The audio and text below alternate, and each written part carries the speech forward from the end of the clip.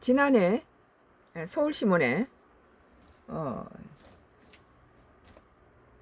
오늘 2025년도 8월 2일자 기사인데요. 서울신문. 중국서 또 일본인 피습 아이와 길 가던 여성을 돌로 내리쳐. 근데 중국에 앞서서 일본에서 또 중국인 2명을 이렇게 괴한이 갖다 공격을 해서 중국 정부가 일본 정부에 중국인의 안전을 보장하라고 또 항의를 한 적이 있죠.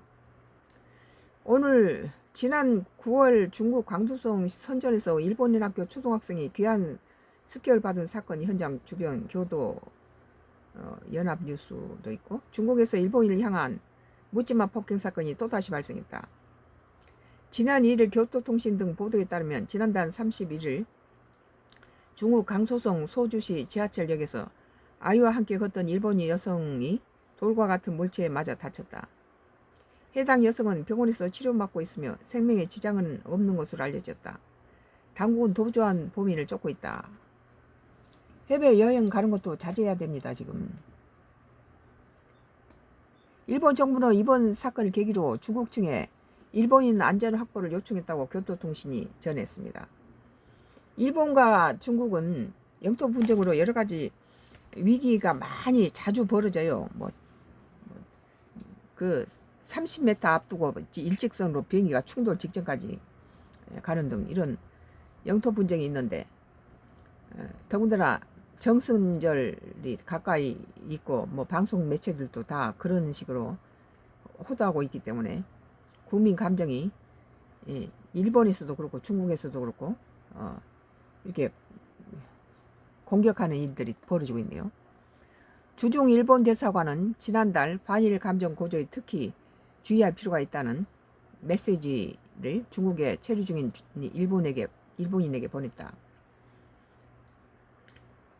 중국의 주중 일본 대사관에서도 반일 감정의 고조에 주의하라고 자국민들에게 이렇게 그 중국에 체류 중인 일본인에게 보냈다고 그래요. 메시지를. 소주에서는 지난해 6월 일본인 모자가 중국인 남성이 휘두른 흉기에 다치는 사건이 발생했다. 또 다른 피해자인 통학버스 중국인 여성 안내원은 사망했다. 지난해 9월 중국 광동성 선전시에서는 일본인 학교로 등교하던 10세 초등학생 1명을 중국인 남성이 흉기로 습격했다. 사건 현장은 학교에서 약 200m 떨어진 인도로 당시 이 학생은 학부모와 함께 등교 중이었다. 부모와 가는데도 학생을 이렇게 찌른다니 말이 안 되네.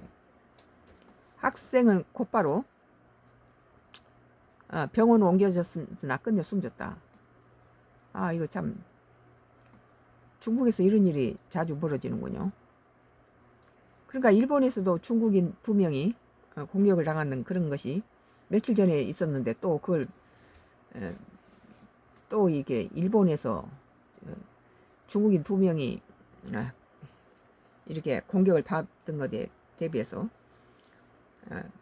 일본의 주재 중국 대사관에서 우려하면서 중국인의 안전을 보장하라고 그랬는데, 이번에는 또 며칠 만에 또다시 중국에서 일본인 그 2명에게 모자 2명에게 이렇게 돌로 치는 그런 사건이 일어났습니다.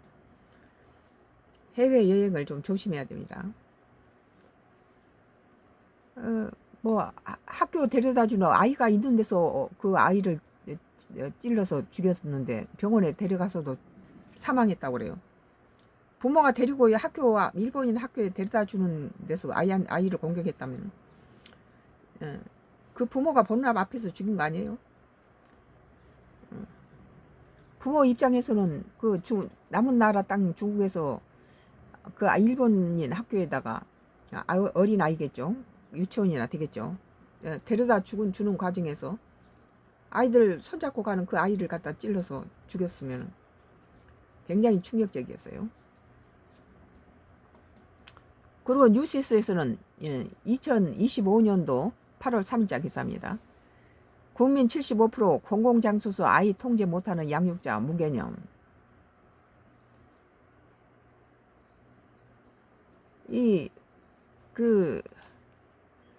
아이들이 이렇게 데리고 나갔을 때 이렇게 예의 바르게 행동을 하도록 해야 되는데, 그것을 요즘 젊은 엄마들은 뭐 식당이나 어디서 마음대로 뛰어놀고 남의 것도 만지고 막 함부로 이렇게 예의 없이 자기 가정에서 가정교육을 잘못 시킨 거예요. 나도 아들 하나 딸 하나 아이를 둘 키워봤지만, 나는 애들이 4살 5살 때부터 이렇게 미술관이나 이런 그 전시회 같은 데를 데리고 가면은 아이들이 뛰어놀고 만지거나 그러지 못하겠어요. 그래서 외국 기자가 와서는, 그때 덕수궁에서 로댕전인지 뭐 전시가 열렸었는데, 우리 아이가 막내가 한 4, 5살 되고 큰애가 한 7, 8살, 둘 다 뭐 4, 5살에서 7, 8살 된 애들 둘 데리고 손잡고 덕수궁에 전시에 데리고 갔는데, 외국 기자가 그 우리 저기 3사람 아이 둘에 내가 이렇게 전시에, 미술관에 전시에 가는데 그것이 풍경이 아름다웠게 보였는지 미소를 지으면서 우리를 여러 카트를 갖다 사진 찍더라고요. 젊은 시절에 그 아이 둘 데리고 미술관에 가는 한국의 젊은 엄마의 모습을, 그때는 내가 모양도 괜찮았죠. 그리고 우리 애들도 젊은 시절에는 밖에 내놓으면은 해외에서 있다가 왔느냐라고, 우리 남편 직장이 강원도하고 경북 경계선에서 살다가 사택에 살다가 한 번씩 서울 명동 이렇게 쇼핑하려고 오면은 우리 애들이 전혀 서울의 문화에 대해서 잘 모르니까 니들 해외에 살다 왔니? 그러고 물어보더라고요. 근데 외국 그 기자가 덕수궁에서 로댕전을 감상하고 내려오는데, 우리 아이들, 어린아이들 5살 먹고 뭐 서너 살 먹은 애, 뭐 7, 8살 먹은 지 누나랑 지 동생 어린아이 둘을 손잡고 이렇게 오는데, 그걸 여러 번 카트를 여러 개를 찍었어요. 육아정책연구소 공공장소 아동 배제 실태 보고서 33.7% 사회 통념상 공공장소에 아이 있으면 불편. 자기 엄마들이 뛰거나 남 거 만지거나 이런 거 못하게 도록 혼을 내줘야 돼요. 그런 건 남한테 피해를 주는 것은 못하도록 해야 됩니다. 양육자 41% 공공장소 자녀 통제 안 될 때 있어. 34%는 식당 음식점 출입 제한 등으로 방문 포기도. 공공장소 유형별 아동 친화 환경 조성 방안 필요. 이제 백화점이나 이런 시장 같은 데서 뭐 자기가 사고 싶은 거 막 사달라고 때를 쏠 때 혼내주고 데리고 오면은, 울면 할 수 없이 부모가 사주게 되죠. 그래도 우리 아이들 키울 때는 그렇게까지 아이가 여러 사람한테 피해를 주게끔 부모가 철저하게 자식을 이렇게 교육을 시켰는데, 요즘 부모들은 자기 아이들을 제재시키는 주변 사람들, 고통을 당하는 주변 사람한테 오히려 싸움이 벌어지죠. 우리 아이들 왜 그러냐고. 3명 중 국민의 10명 중 7명 이상은 우리 사회 인식상 양육자가 공공장소에서 자녀를 통제하지 못하면 무개념하다고 생각하는 것으로 나타났다. 3명 중 1명은 한국 사회 통념으로 볼 때 공공장소에 이동이 있으면 불편함을 느낀다고 봤다. 양육자의 40%는 공공장소에서 자녀 통제가 잘 되지 않는 경우가 있으며, 30%는 식당이나 카페에 갈 때 자녀를 동반했다는 이유로 불편한 경험을 한 적이 있다고 답했다. 어린 아이가 와서 시끄럽게 하고 뛰어다니고 막 이러면 혼란스럽죠. 그러니까 그러지 못하도록 잘 자녀를 단속해야 돼요, 부모는. 자녀와 식당 등 공공장소에 갈 때 노키즌 존 어린이 제한 구역을 확인하는 부모도 70%나 됐다. 어린아이 데리고 들어오지 마시오 한 데는까지 맞는 게 좋아요. 오죽하면 그렇겠어요. 나는 그래서 우리 애들 데리고 이렇게 미술 전시회나 뭐 음악회나 이런 뭐 그런 장소에 데리고 갈 때는 교육을 잘 시켜서 그런 거 만지면 절대 안 된다. 그리고 잘 엄마가 그런 분위기에 맞게 행동을 하면 자식은 그대로 따라오죠. 아무리 어려도. 이 보고서는 국민의 1200명을 대상으로 영유아 특성에 대한 수용성, 사회적 포용에 관한 인식, 차별에 대한 인식, 공공장소 아동 배제 경험 및 사회적 대응을 조사했다. 이와 함께 초등학생 이하 자녀를 둔 446명에게는 공공장소에서 자녀 동반 배제된 경험과 애로사항을 물었다. 우리 아이들은 어렸을 때 이렇게 여행을 가거나 이런 데 하면은 오히려 주변 사람들이 귀엽다고 자꾸 만져보고 막 이래서 나는 불편함을 느꼈는데 또 요새 애들은 아주 개팍스럽게 놀더라고요. 주변 사람한테 아주 신뢰를 저지른 그런. 그 결과 응답자 74.8%는 우리 사회 인식상 공공장소에서 양육자가 자녀를 통제하지 못하면 무게임하다고 생각한다. 그렇다 플러스 매우 그렇다로 바라봤다. 반면 응답자가 62.6%만 사회 인식과 같다고 답했다. 응답자 33.7%는 우리 사회가 공공장소에 아동이 있으면 불편하고 느낀 것이라고 생각한다 하면서 본인은 10.3%만 동의한다고 했다. 나는 아이들 보면 나는 아주 사랑스럽고 그래서 어지간히 뛰면은 그냥 용서를 해주고 또 미소로 바라볼 수 있는데 너무 지독한 애들이 있어요. 정말 여기에 이 장소에 온 것을 저 아이 때문에 망치는구나 그렇게 느껴질 만큼 그런 것은 부모가 방치해두는 그런 걸 볼 때는 안쓰럽죠. 최근 1년 내내 공공장소에서 어린 아동으로 인해 불편한 경험을 한 적이 있다고 응답한 비율은 식당과 음식점이 50.5%, 카페 24.3%, 마트 23.9%, 대중교통 22.9%, 영화관 15.6% 등으로 순수로 조사했다. 이건 부모가 무식해서 그래요. 자기 자식이 공동 이렇게 생활하는 데서 불편을 주게끔 만들면 빨리 그걸 제재해야죠. 초등학생 이하 자녀를 둔 양육자는 40.6%는 공공장소에서 자녀 특성이나 기질로 인해 통제가 잘 되지 않은 경우가 있다고 밝혔다. 30.3%는 그러니까 집안에서 교육을 제대로 시켜야죠. 30.3%는 육아로 인한 우울감이나 양육 스트레스로 인해 공공장소에서 자녀를 적절히 통제하는 것이 버거운 경우도 있다고 했다. 양육자의 30.5%는 최근 1년 이내에 카페, 초등 이하 자녀를 동반했다는 이유로 불편을 경험한 적이 있으며 30.0%는 식당에서 느꼈다. 34.1%는 식당이나 음식점에서 출입 및 이용이 제한되거나 아이를 데려가면 불편할까봐 방문을 포기한 적이 있는 것으로 조사됐다. 이어 카페, 영화관, 도서관, 대중교통 등이 뒤따랐다.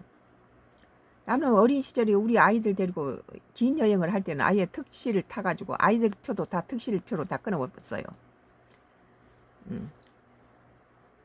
그때는 좀 부모 덕분에 여러 가지 유산을 받았을 때고 그러니까 넉넉했겠죠. 그래서 아이들이 자기도 한 개인으로서 엄마 무릎에 앉는 게 아니라 자기 의자를 차지하고 앉아서 점잖게 긴 여행을 갈 수 있도록 이렇게 배려를 했죠. 또 양육자의 47.1%는 장소에 따라 노키진 존을 확인했다.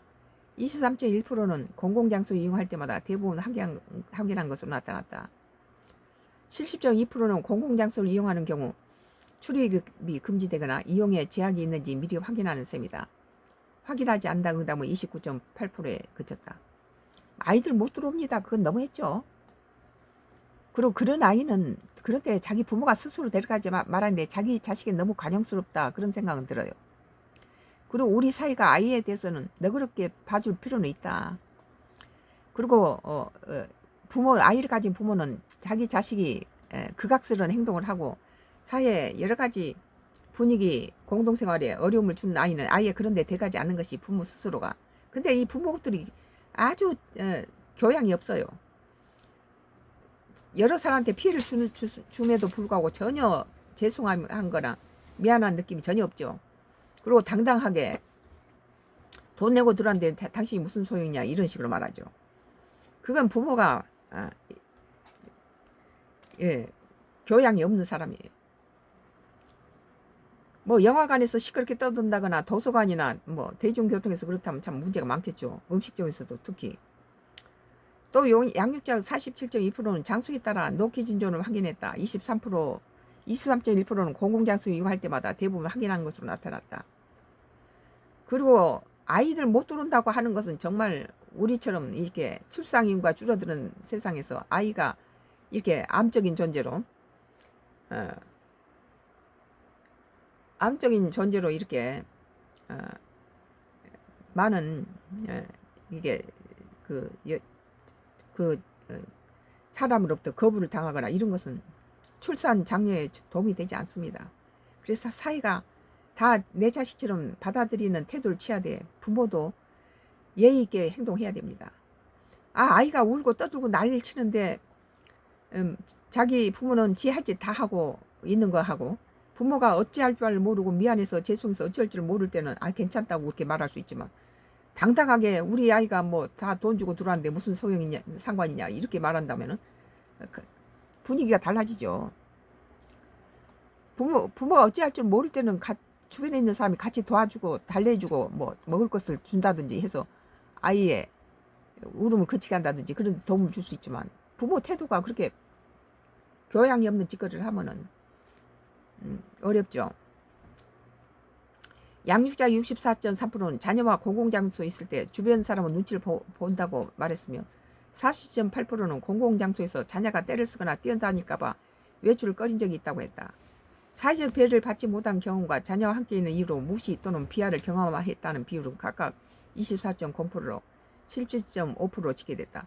나는 우리 아이들 얘기를 자주 해서 안 됐지만, 우리 애들이 4, 5살을 7, 8살 되면은 두 놈을 데리고 가면은 사방에서 이쁘다고 귀엽다고 오히려 특별 대우를 해줬어요. 뭐 다른 사람이 먹을 것도 주고 뭐 앉을 자리도 제공해 주면서 아주 뭐 이뻐하고, 우리 아이들도 그 정도는 공공장소에서 그렇게 미운 저런 짓을 하지 않은 것 같아요. 내가 자주 미술관을 데리고 어린 시절부터 서울 오면은 어린 아이들 함부로 맡길 수 없으니까 데리고 이렇게 서울 오면은 두 놈들 데리고, 내가 미술을 전공하다 보니까 서울 왔으면 전시를 봐야 되잖아요. 그러면 어린 애들 손 잡고 뭐 경복궁이나 그때는 뭐 덕수궁 뭐 국립미술관, 그때는 덕수궁에서 로댕전을 했어요. 경복궁에서도 전시회 있고, 그리고 사방에 인사동이나 이런 미술관을 데리고 가고 명동에도 데려가고 그러면 사람들이 다 아이들 귀엽고 이쁘다고 다 주목하고, 오히려 부모가 더 아이들로 인해서 더, 그때는 우리도 젊고 세련되고 멋있을 때죠. 그래서 아이들로 인해서 더 부모가 호강을 하는 그런, 뭐 아이 때문에 뭐 눈치를 보고 그러질 않았어요. 그리고 집에서는 그런 데 가면은 예의 발라야 되고, 또 양식집에 들어갔을 때는 이렇게 먹어야 된다 하고 다 칼질하고 나이프 뭐 포크질을 다 아이들을 시켰어요. 내가 1969년도 대학에 오니까 우리 어머니가, 우리 아버지가 세브란스 병원에 특실에서 입원하고 계시는데, 그 세브란스 병원에 그 1969년도니까 그 병원 의사들이 이렇게 먹는 의사들 식당인가 봐요. 거기 가서는 양식을 시켜서 스테이크를 갖다 나이프하고 포크로 이렇게 고등학교 졸업 막 하고 대학생이 됐는데, 서울 와서 우리 엄마가 일제시대 전문학교를 나오시는 분인데, 나에게, 지방에서 올라온 나에게 이렇게 포크하고 나이프로 이렇게 양식 먹는 법을 제대로 가르쳐 주시더라고요. 그런 것처럼 나는 우리 아이들이 뭐 5살 먹을 때 우리 집에서 식기들 같은 것을 다 제대로 해서 다도도 가르쳐주고, 차를 마실 때는 이렇게 마셔야 된다. 우리 집에 닭이 세트가 많고 커피잔이 많고 나이프라든지 접시에 신경을 많이 쓴 이유가, 우리 친정어머니가 항시 그런 것들을 손님이 오셨을 때 접대하고 쟁반에 맞춰서 이런 차 그릇들이 굉장히 우아하고, 그 1950년대에도 일본 화신백화점에서 그 수입품이었던 것 같아요. 장미 홈세트라고, 흑장미. 그래서 50인조를 우리 아버지가 사오셔서 그것을 항시 귀한 손님이 오시면 쟁반에 넣어서 이렇게 내보내는데, 그런 격식을 가르쳐서 아이들이 그런 자기 집 아이한테도 찻잔을 줄 때 밑접시 받쳐서 제대로 해서 주면 아이가 조심스럽게 그걸 먹죠. 어디 함부로 막 뛰어다니고 뭐 남 걸 깨뜨리고 이런 짓 안 하죠. 집에서 차를 마실 때도 같이 어른하고 똑같이 찻잔에다 주고, 이런 것들 대접을 그렇게 하면 지도 밖에 나가서 그런 짓 안 해요.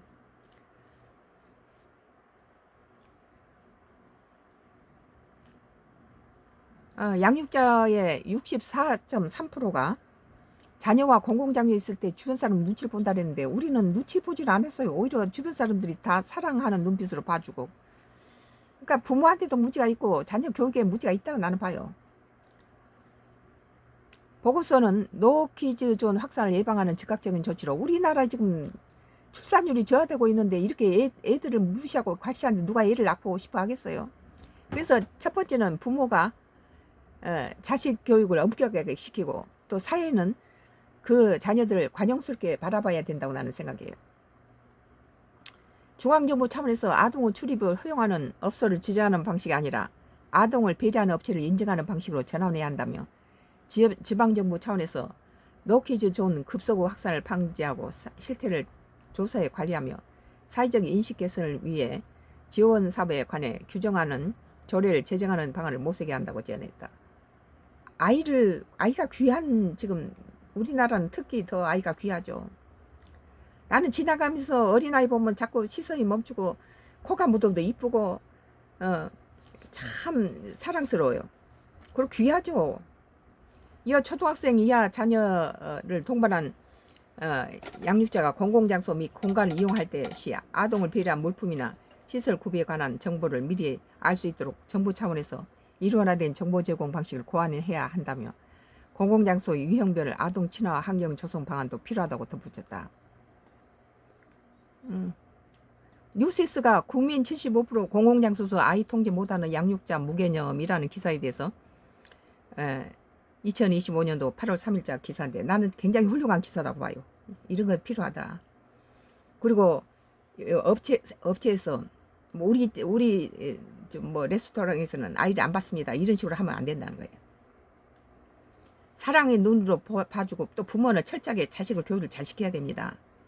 비싼 해외 전시 초대한 데 가서 손 만지거나 그러면 안 되니까 나는 철저하게 자식들 전시에 데리고 다닐 때는 절대 그거 만지면 안 된다는 걸 가르쳐서. 그러니까 교양 있게 아이들 5, 6살 먹은 애들도 교양 있게 다 전시 보니까 외국 기자가 와서 우리 5살, 7, 8살 먹은 아이들하고 나를 이렇게 사진 찍더라고요. 그것은 부모가 자식 교육을 어떻게 시키냐에 따라서 달라진다, 그렇게 생각해요. 성가크루스의 나의 정치 코멘트이고, 안철수가 정청래에게 한마디 했네요. 뉴시스에서 2025년도 8월 3일자 기사입니다. 안철수 정청래 당 예산 운운하는 그 입 다물라 그랬어요. 주진호도 그랬더라고요. 주진호도. 입이 달린 사람은 정청래 박찬대 민주당에서 함부로 짓거리고 있는 이런 말은 우리 국민이 듣기에는 정말 눈꼴 사나서 못 볼 정도죠. 안철수는 한당 절대 무너지지 않아 라고 말했습니다. 안철수 국민의힘 당대표 후보는 3일 정청래 더불어민주당 대표가 취임 일성에서 위원 정당 해산 심판 청구 가능성을 언급한 데 대해서 자꾸 우리 당 해산을 운운한데 그 입 다물라고 밝혔습니다. 주진우 의원도 그러죠. 말이 안 된 소리라는 게 이게. 안 후보는 이날 자신의 페이스북에 내란 정당 프레임으로부터 자유로운 저 안철수가 있는 한 우리 당은 절대 무너지지 않는다며 이같이 적었다. 자기 자신을 PR도 하면서 했군요. 그러면서 이제 좌표는 찍혔다. 정 대표 각오하기 바란다고 덧붙였다. 그는 정 대표가 내란에 대한 사고 없이는 국민의힘과 악수하지 않겠다는 취지의 발언에 대해 이는 곧 선전포고라고 했다. 그러면 나는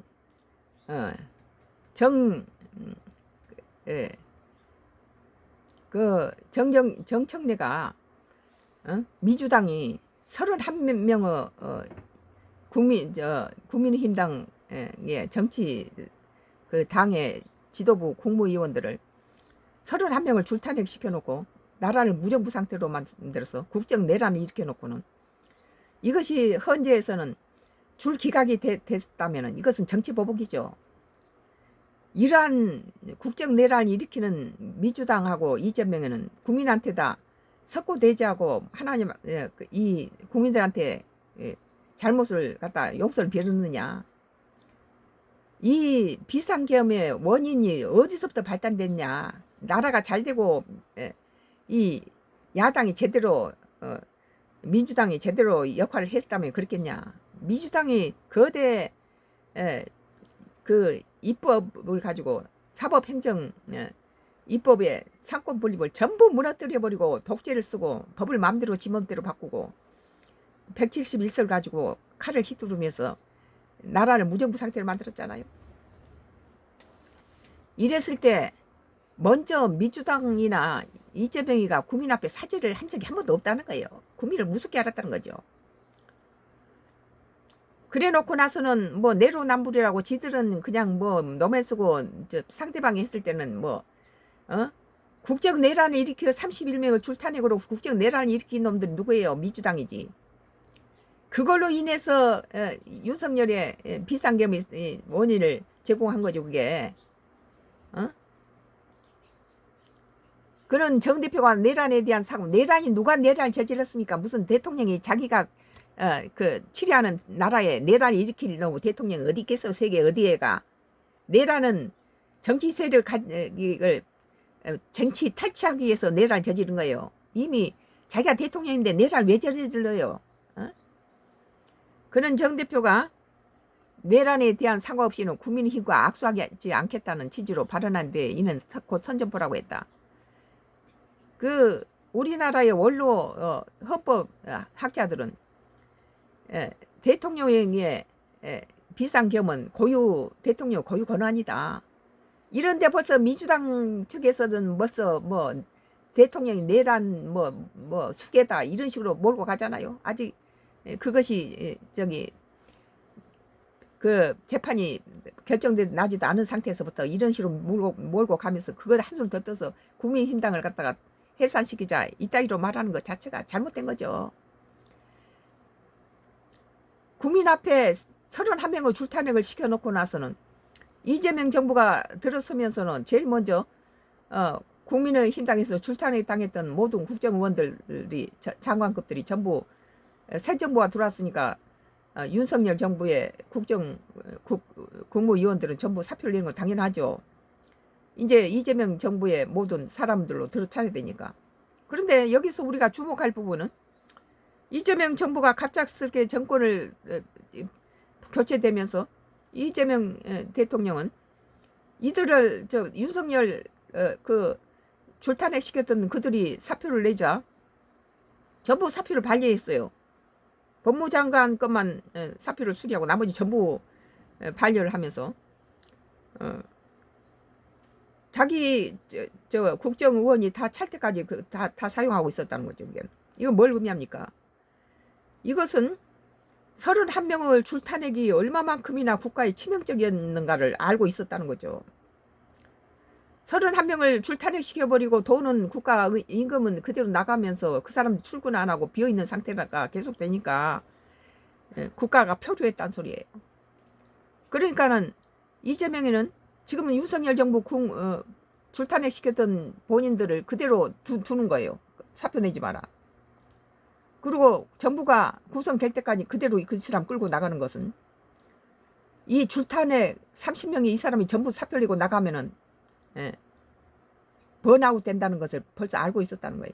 얼마만큼 나라가 치명적으로 표류한다는 거예요. 그런데 줄탄핵에 줄기각에 해서 다시 한덕수 국무총리라든지 대통령 권한대행이 다시 들어오자 이 정청래라든지 뭐 박찬대나 이런 민주당 의원들이 뭐 다시 재탄핵 시키겠다. 그리고 이것은 왜 이런 말이 나올 수밖에 없었느냐. 이거 국민의 책임이고 국민의힘당의 책임이다. 왜? 줄탄핵이 줄기각이 됐다는 것은 엄청난 진실을 갖다 내포하고 있습니다. 31명의 줄탄핵은 이것은 정치보복이고 국정내란이다는 거예요. 그것을 민주당을 지지하고 있던 헌재 의원들이 이 사람들을 줄기각을 시켰어요. 다 기각해. 니들 죄 없다. 그러고 다 풀어준 거예요. 그렇다면은 직권남용을 한 것이고 이것들은 정치보복을 한 거예요. 이 민주당 놈들이. 민주당 놈들이라고 해서 안 될 것도 없어요. 나는 호남 사람이고 평생을 민주당을 지지했던 사람이에요. 그렇지만 지금 민주당은 거대 여당을 171석을 가지고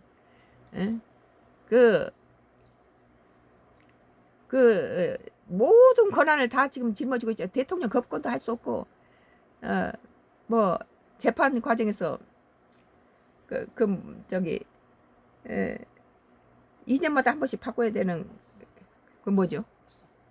법사위원장 자리까지 다 차지하고 다 거머쥐고 앉아서 171석 갖고 모든 걸 뭐 중간만 전체 중간만 차지하면 통과시켜 버리는데 자기가 171석이고 국민의힘당이 107석 가지고 거기에 명함도 못 내밀죠. 지그들이 알아서 다 통과시켜 버리니까. 그리고 이거 저기 갖다 국민의힘당을 국민이 41%를 지지했던 정당을 지그들이 해산시킨다고 이 짓을 하는데 말도 안 되는 소리죠. 해산하려면 31%로 우리나라의 중요한 국무위원들을 전부 출탄핵시켜서 무정부 상태로 만든 국민의힘당이 먼저 국민한테 무릎 꿇고 사과를 했어야 됐다. 너희들은 대대로 했느냐. 내라는 국정 내라는 벌써 민주당이 했다. 31명을 출탄핵시켜서 그것이 문제가 돼서 윤석열 대통령이 대통령 고유 권한인 비상계엄을 한 것이다. 이 원인을 제공한 사람이 누구냐? 너희들이 학원날 나라에 녹을 받아먹고는 광화문에서 뭐 저기 서울중앙지법 앞에서 데모지라고 돈을 쳐 받아먹고는 국민의 혈세를 가지고 그런 데 갖다 낭비했잖아요. 그리고 현 정부를 전부 망해먹는다 했지만 2024년도에 OECD 국가에서 우리 한국은 지혜 나이가 6이었어요. 6이. 그런데 어떤 정확한 데이터도 없이 뭐 윤석열이 망해먹는다. 이 나라는 다 뭐 빚이다. 그런데 정말 빚지고 그런 것은 누굽니까? 뭐 더 이상 얘기를 하지 말아야 될 것은 우리 또 이제 우리나라 대통령이 또 한미 정상회담이 앞으로 2주 후에 미국에서 있어요. 그러니까 우리나라 헌법의 84조에 의하면 모든 범법 이런 것들은 전부 대통령이 되면은 내란죄 외에는 전부 다 없어지는 것으로 돼 있기 때문에. 그리고 이번에 민주당의 대선 이재명 그 후보의 대선에서는 부정선거가 전혀 없었습니다. 뭐 부정선거야 2022년도에 국회의원 선거에서 있었죠. 몰표로 50표가 민주당에서 나왔죠. 그건. 거기에는 백지가 뭐 7장이니까 9장이 나왔다는데 그것까지 다 계산돼 있었다는 건 그건 부정선거 100% 맞아요. 누가 보든지 그 100% 저 백지까지 갖다 뭐 보편적 하나도 없는 백지가 거기서 나왔는데 백지까지 세서 그 숫자가 나왔다는 건 뭘 의미합니까? 중앙정부 뭐 사무처장이 그 당시 민주당의 고위층하고 전화를 주거니 받거니 비밀폰으로 했다는 거예요. 비밀폰이 왜 필요했겠어요? 그러나 이번에 대선은 이재명 후보가 김문수가 이 국민의힘당의 후보로 나오니까 축하를 했어요. 왜? 김문수 같은 건 뭐 저기 쉽게 갖다 이길 수 있다는 건 온 국민도 알고 이재명이도 알고 김문수도 알았어요. 김문수는 요행을 바른 거죠. 혹시 피선거 박탈되면 이재명이가 박탈되면 지가 어부지로 대통령이 될까? 아니면 밑째 번전이다. 만약에 떨어져도 국민의힘당 당대표가 되지 않겠냐 이런 것을 놓고 한덕수한테 단일화하겠다고 국민을 갖다 속여놓고 딱 후보로 당선되자 바로 누워버리잖아요. 나는 못해. 기호 2번은 한덕수 때 못 준다라고. 이재명을 대통령으로 만든 사람은 김문수예요. 국민의힘당이 대통령이 될 수 있는 기회를 김문수가 끝까지 누우면서 자기는 뭐 11일 이전에는 한덕수하고 단일화 안 한다 했을 때 권성동이가 우리 당은 망했다. 우리 온 국민이 다 그렇게 느꼈어요. 저 김문수가 저렇게까지 당을 위하지 않고 사리 사용을 챙기고 저지랄을 할 때는 국민의힘당은 다 망했구나. 그리고 이재명이가 된다는 건 온 국민이 다 알았어요. 몇 퍼센트로 됐느냐가 문제였지만 많은 사람들이 김문수가 이뻐서 찍어준 게 아니라 이재명이 독재를 막기 위해서 김문수한테 표를 줬죠. 그렇지만 우리가 거기에서 이번 선거에서 2022년도 국회의원 선거에서 말썽이 많았는데 그냥 해도 이긴 놈의 선거했다 미쳤다고 부정선거를 하겠어요? 이재명이 이번에는 전혀 그 미국에서 뭐 보냈던 그 무슨 대사 교수죠? 모스탄 그 교수가 말하는 그런 부정선거 그런 건 전혀 없었죠. 온 국민이 다 알고 있고 그리고 그걸 부정선거 하면 그 사람이 바보지요. 이재명이가 바보입니까? 자기가 빤히 이길 걸 뭐하게 부정선거를 합니까? 그리고 우리나라 헌법 84조는 대통령에 대해서 모든 것은 내란죄 외에는 다 이제 묻지 않게 돼 있어요. 그러니까 이제 국민의힘당도 그것은 인정해 줘야 되고 지금 정청래가 싸가지 없이 무슨 국민이 갖다 41% 지지했던 정당을 지가 해산시킨지만이 이따위 내란죄로 뒤집어서 무슨 지금 6.25 때 뭐 연좌제입니까? 대통령이 뭐 국회의원하고 상의해서 그거 계엄했어요? 이런 짓거리는 오히려 이재명 대통령의 표를 깎아먹는 짓거리예요. 그는 정 대표가 내란에 대한 사과 없이는 국민의힘과 악수하지 않겠다는 취지의 발언에 대해서 이는 곧 선전포라고 했다. 내란 누가 저질렀다고 방금 했습니까? 31명의 국무위원을 출탄핵시킨 국정 내란은 바로 민주당이 했죠. 이에 거대의 의석을 앞세워 더 노골적인 의회 독재와 입법 폭주를 예고한 것이라며 진정한 민주주의자라면 할 말이 아니라고 비판했다. 이런 짓거리를 하는 김문수가 이 국민의힘당의 당대표는 절대 돼서는 안 된다. 이재명한테다가 갖다가 당선시킨 것은 김문수라. 왜 한덕수를 갖다가 양보 못했냐. 지가 주동아리로 20번을 말했잖아요. 당대표 당에 단일화시키겠다고 20번을 말한 것을 뒤집어 엎어버리고 국민을 우롱한 것이죠. 안 후보는 국민의힘은 계엄과 관련해서 계속 사과드리고 있다. 제가 앞장서 국민께 사과드리고 있다며 그런데 당신들은 헌법재판소에서 탄핵 심판 때 지적했던 이재명 민주당의 입법 폭거 국정마비 방탄국회에 대해 단 한 번이라도 사과한 적이 있냐고 말했다. 줄탄핵을 시켜놓고 줄기각을 했는데도 저것들은 반성은커녕 재탄핵시키겠다 쌍탄핵시키겠다 했잖아요. 이것들은 사람도 아니에요. 국민은 뭘로 보는 거예요 이게. 오늘 뉴시스 2025년도 8월 3일자 기사 안철수 정청래의 당해산 운운하는 그 입 다물라라는 기사에 대해 썬가 크루스의 정치 코멘트를 했습니다.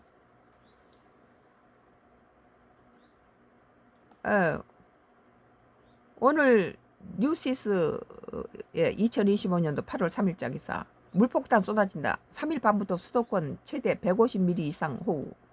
이쪽 남해안 쪽으로 200mm가 호우가 내려온다고 그래요.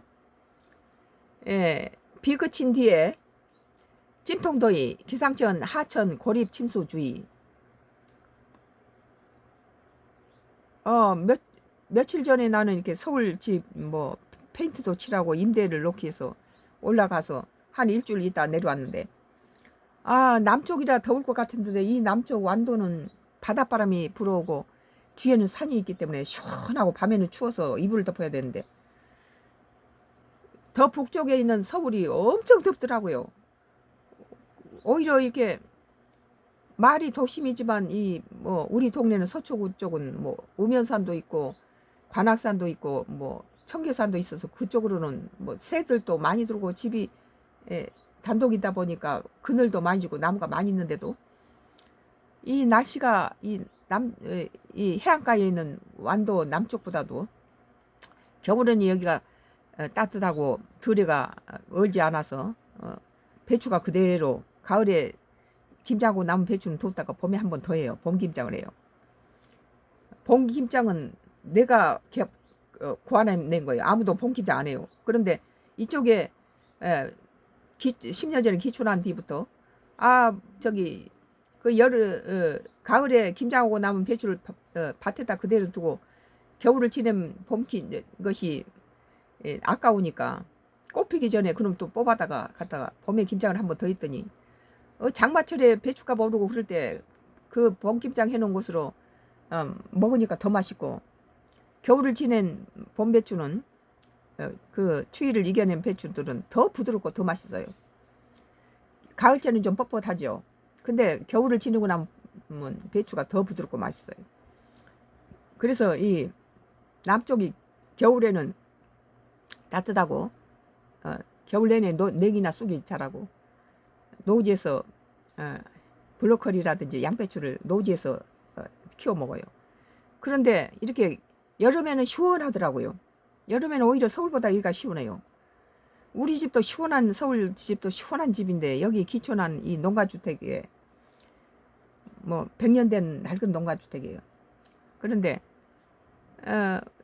등 뒤에서는 산바람이 차가운 냉장고 같고 앞에서는 앞바다에 바람이 들어오니까 아주 시원해요.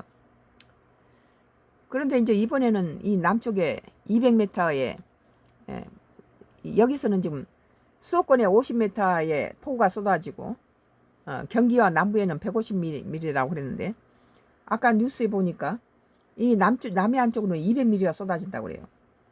근데 지금 우리 밭에 2,300평 농사를 짓고 있는데 이것을 봐서는 우리가 먹거리를 다 키우고 있는데, 고구마, 뭐 수박, 무슨 토마토, 이런 여러 가지 작물들이 밭에서 꾀라든지 이런 것들이 자라고 있는데, 이런 것들이 지금 비가 오지 않으면은 천수답 같은 경우는 그게 바짝 마르죠. 근데 관정수에 가까이 있는 밭들은 물을 주는데, 이렇게 간혹씩 폭우가 쏟아져서 충분하게 물을 공급해주면 농작물에는 좋아요. 그러나 지대가 낮은 저런 평야지대 같은 데서는 벼가 갖다가 침수당하고 그러면 좋지 않겠죠. 우리 같은 경우는 좀 지대가 높아서 지대가 높으니까 계곡에서 떨어지는 물이 그렇게 바위돌이니까 그렇게 심하게 뭐 산사태가 일어나고 그런 거하고는 거리가 멀지만, 그래도 물이 좀 충분히 오면 관정수도 넉넉해지고 비도 잘만 이렇게 와준다면은, 지금 또 메말라 있는 수박밭 같은 데서도 또 물이 오면 수박이 더 살이 찌고 더 커지겠죠. 그래서 예상 강우 수량은 서울, 인천, 경기가 50에서 100mm, 경기 남부와 북동부 지역은 최대 150mm 이상으로 예보됐다. 충남과 전북, 경남 일부 지역은 150mm 안팎의 많은 비가 예상되고, 제주 산지와 전남 남해안, 우리 이쪽이에요. 남한도 쪽. 지리산 부근은 최고 250mm. 나는 어제 200mm로 했는데 50mm가 더 붙었네요. 이쪽이 제일 지금 폭우가 쏟아진다고 돼 있네요. 지리산 부근은 최고 250mm에 달하는 폭우가 쏟아질 수 있다. 이번 폭우는 이쪽 제주도하고 이쪽 남쪽 이렇게 우리가 살고 있는 쪽인 것 같아요. 기상청은 짧은 시간에 강한 강수가 내리면서 하천의 물이 갑자기 불어날 수 있다며, 하천변 산책로 또는 지하차도 등을 이용 시 고립될 수 있으니 출입금지, 저지대 침수와 하천 범람 급류에 각별 유의하라고 당부했다. 특히 폭우가 지난 뒤에는 찜통더위가 더욱 기승을 부리며 고온다습한 날씨가 이어질 전망이다. 비 오고 난 다음에는 또 더워진다는 거예요. 기상청은 많은 양의 수증기가 공급되는 만큼 체감온도도 높고 습한 날씨가 지속되겠고, 해안가와 도심 지역의 열대야도 지속될 것이라며 온열 질환에 대해 대비가 필요하다고 설명했습니다.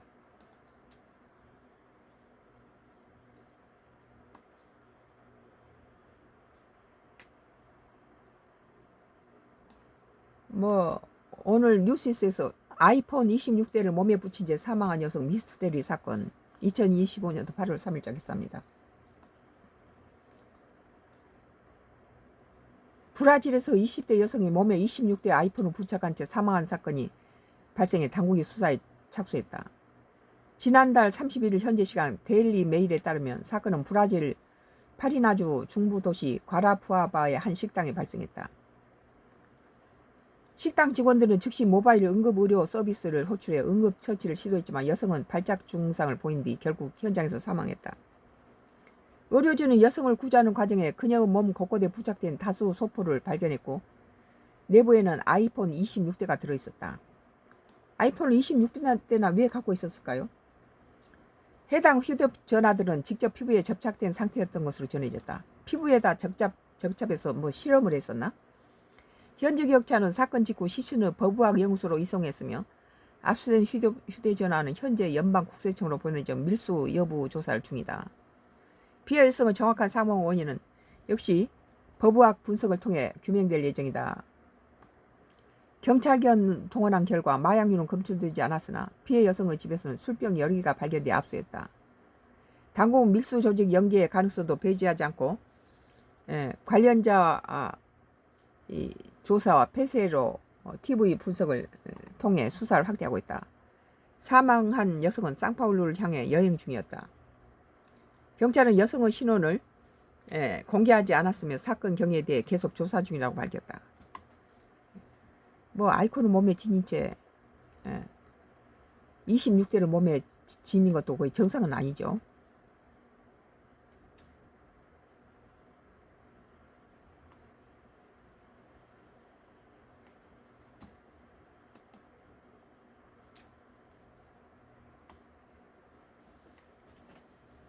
뭐 일본 여행 조심하세요. 4, 5일 연속 40도 제해급 더위 그러고 나왔네요. 이런데 우리 한국인이 제일 많이 찾는 일본. 우리 한국은 그래도 시원한 편이에요.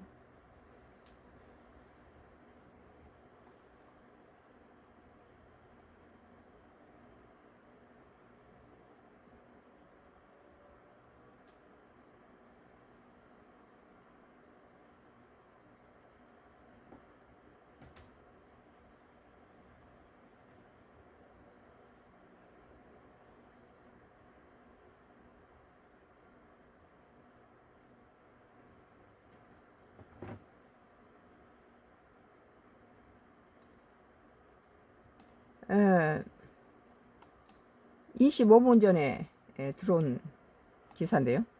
뉴시스가 2025년도 8월 3일자 기사입니다. 8월 3일자 기사인데요. 일 여행 조심하세요. 4에서 5일 연속 40도 제해급 더위. 지금 3일이니까 4일부터 5일, 내일 모레가 40도. 우리나라는 아직 40도 올라간 적 없어요. 35도만 엄살 부리고 난리가 나죠. 중국이 뭐 50도까지 올라가고 이런 폭염이 있는데, 일본 도토리 현의 도토리 사구 관광에 나선 관광객들이 28일 뜨거운 햇볕을 가리기에 파라솔을 펼치고 있다. 30일 오후 2시 39분 일본 도쿄 현 단바 기온이 41.2%, 40도가 넘었네요. 기록 일본 사상 최고 기록을 경신했다고 NHK가 보도했다. 다른 곳들에서도 40도를 넘는 더위로 생명을 위협하는 폭염이 나타나 열사병에 대한 경계를 높이고 있다. 7월 30일 기사였네요. 이것은. 그리고 오늘 기사는 보세요. 일본이 역대급 폭염에 시달리고 있는 가운데 지역에 따라 4일 연속으로 섭씨 40도를 넘어서고 있다. 우리나라 아직 40도는 올리지 않았어요. 지금. 남쪽이 더울 거라고 생각하는데 오히려 서울보다 더 시원해요. 여기. 바닷바람이 불어오니까 시원하고 산에서부터 삿바람이 들어오니까 밤에는 추워서 이불 덮어야 돼요. 지난달 30일 일본 기상청은 오후 2시 40분께 효구현 다바시 기온이 41.2도를 기록했다고 밝혔다. 이는 관측 이후 역대 최고 기온이다. 40도가 넘는 데를 왜 시원한 나라 놔두고 그 일본 가서 갔다가 그 화산 폭발을 해서 지진이 2,000개가 넘는, 한 달 사이 2,000이 넘는 그런 지진이 일어나고 있는 땅을 왜 위험한 땅을 갑니까? 우리 또 정부에서는 지진에서 파묻힌 시신을 찾기 위해서 또 정부 돈을 들여서 거기 또 시신 찾으러 가야 되잖아요. 2024년도 우리나라의 관광 적자가 100억 달러가 넘었어요.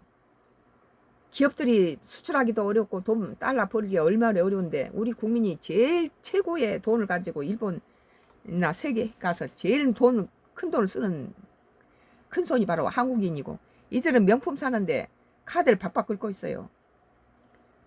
시원한 나라 내비로 두고 거기 41도가 넘는 데 가서 뭐하게 거기 가서 지진에 폭삭해서 죽으려고 갑니까? 우리 국내에도 좋은 시골의 어촌 마을이나 이런 조그만 농촌 이런 데, 제주도 제주도는 좀 바가지 좀 씌우지 마세요. 이런 데 찾아가면은 역사적인 기록이 많이 남아있는 좋은 데가 많아요.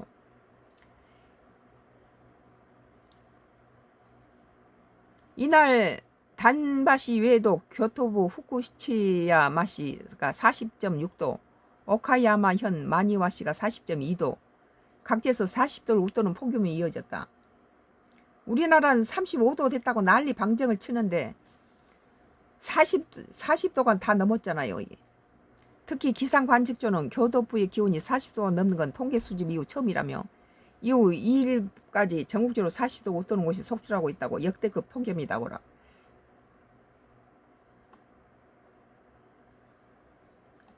특히 4일 연속 40도를 넘어선 곳이 나온 것은 2013년 8월 10일부터 13일에 이어 역대 두 번째인 것으로 알려졌다.